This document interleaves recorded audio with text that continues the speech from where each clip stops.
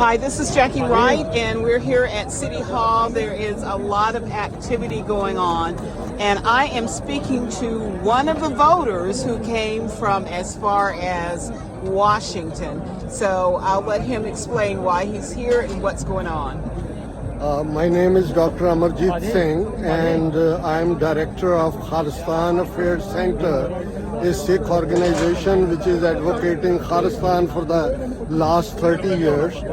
I'm based in Washington, D.C., National Press Club, and my reason for being here is that this is the city where on December 10th, 1948, 50 nations of the world, their representatives gathered here when they declared the UN Charter of Human Rights, and right of self-determination is the basic right which is enshrined in that charter.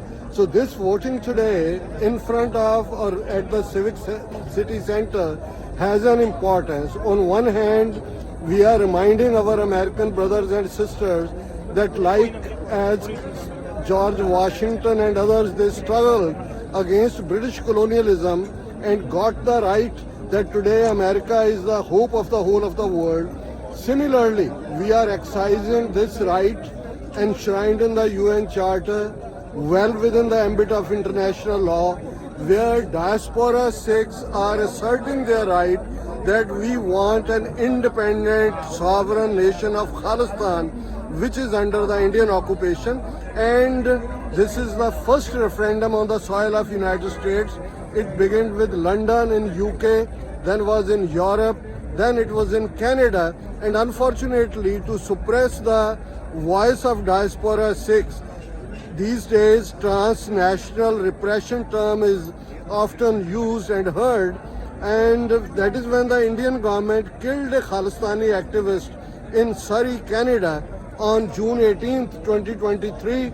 Then American Justice Department filed an indictment in a New York court against one Nikhil Gupta, who was an agent of Indian agencies and who was planning a killing of one of the founders of this Khalistan referendum movement, Gurpratwan Singh Pannu. So this referendum today here has a lot of importance. On one hand, we are urging the civilized world that Sikhs also have a right to their own freedom, and as I mentioned earlier, there were only 50 nations when Charter of Human Rights was issued from this place.